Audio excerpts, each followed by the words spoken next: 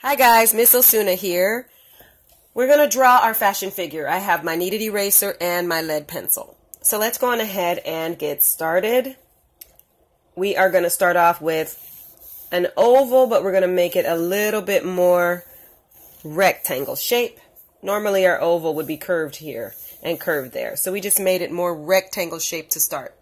Divide it in half, and that's going to be vertical and horizontal. Now divide the top section in half horizontally and the bottom section in half horizontally. So we know we have our hairline, we have our eye line, and we have our mouth. And these are just approximate places. Now that we have that, let's start with the eyes. So we are going to do, instead of just a simple frown, which is what we do for the female, we're going to do it at an angle. So we're going to break it into 3 parts. So here, and we're going to start a little bit higher than the eye line itself, because that's going to give us a little bit more of a male figure look. Okay, so we have the frown, but we broke it up. Now we're going to do our smile, but in the same way, we're going to break that up a little bit. So down, over, and up. So it's the same thing, just the mirror image of it. And parenthesis shape for the center of the eye. Now a comma, and then a comma going the other way. That's shorter. Okay, so that's your center of the eye. Let's work on a little bit of the brow. So our brow, in our case, is going to go over and down and be closer to the eye. It's going to be thicker. Okay, so we just broke this same concept down for what we did for the eye. We did it for the brow, but we did it twice. And just like that. So here on the other side, same thing. Breaking that into pieces.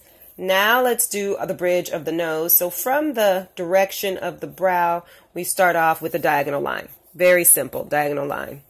Now we're going to come outward for the bridge of the nose, give it a little bit more fullness. That's the beginning of our nose. Now decide how long you want the nose to be. Maybe say here and there is probably where I would do it. And now that's a V for the center of the nose. Now we frown on each side of that. And then we do our parenthesis shape on each side of that. So we have our nostril, we have our nose. Now let's do the shape of our mouth. So we have a V shape, and it's not super curvy. And then the sides of the mouth. So we started off this way with the V shape, and then we just did a diagonal line. Now the center, maybe I'll make it a little softer for the bottom of the lip. And then I'm going to go over toward the left with a straight line and over toward the right with a straight line. Now the bottom lip, I'm going to go dash line and then a diagonal on each edge. That pulls out the basic set of features. Now let's think about the width of the face. So maybe I'm going to have it here and maybe there. And maybe I'll bring that one in a little bit. Okay, so now I'm going to come down with a diagonal line. And think about the chin.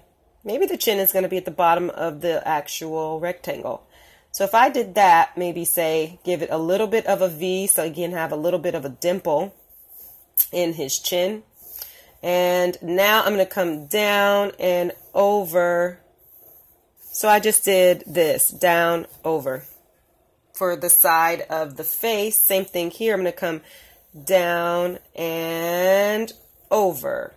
So that's our beginning set of features. Now we're going to go up. So that's just 2 diagonal lines. And then head back straight up. So we went diagonal first and then we went straight up. Now think about the hairline. So maybe the hairline is going to have this shape here, sort of a smile.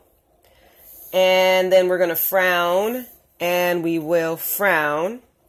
Now the type of hair, I think I'm just going to bring this over and down, over and down. So we just have a very simple hairstyle right here. I think I'll keep it tight, closer to the head, not so far away.